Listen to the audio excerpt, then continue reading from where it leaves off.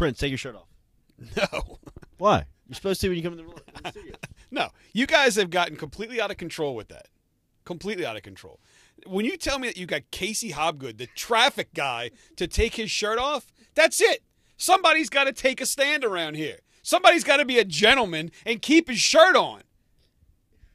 Joe Rodriguez, take your shirt off. I'm all right. Ah. See, that's what I'm saying. IT guy right there. Gentleman. IT guy right there. This is a place of business. This is not a beach. We should come in here and have respect. A little music over there, Joe. I'm all right. Ah.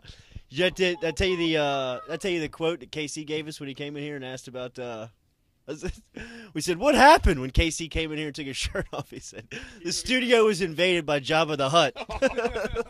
The whole place lost it. All right, Condon yesterday in studio here with Moscona. Things got off the rails.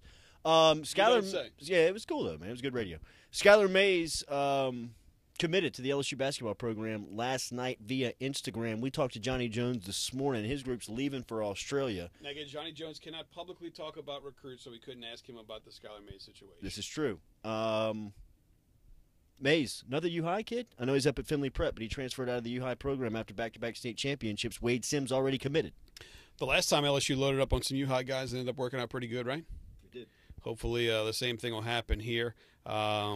Mays going up to I'm curious if the fact that he's away at Findlay Prep, if that has something to do with this. I know if you talk to Craig Victor will say one of the things that led to him, kind of changing his mind about what he wanted to do and going to Arizona was he got a little bit of homesick. Yeah. And so maybe heading over there a little early on in his high school career had an impact there. But he's a guy he's a creator at the point guard position, and I don't think you can ever have too many of those guys. We continue to see the development and the competition over on the LSU football practice field. We don't see it, but we hear about it via Les Miles. A little bit up here, a little bit. Closed out now.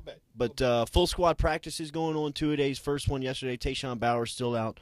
Miles yesterday in his press briefing still talked about the quarterback competition, says it's open.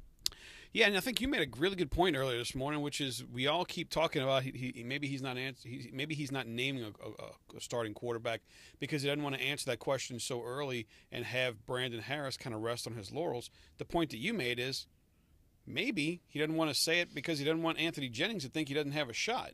I think that's a really good point there. You want both of these guys competing. You want both of these guys to believe and understand they have an opportunity to get that spot. So it could work out for the best. Look, you got a couple of weeks here with scrimmages and practices until you get to the point in time where it's game week for McNeese. I wouldn't be surprised at all if we don't find out who the actual guy who's going to take the first snaps aren't until maybe that Monday press conference against McNeese. All right, I'm out tomorrow morning. It's the Prince with Mawai. It'll be the center of the week for 2 hours on Wednesday for you tomorrow morning, 7 to 9 a.m. Catch us 104.5, 104.9 ESPN Baton Rouge.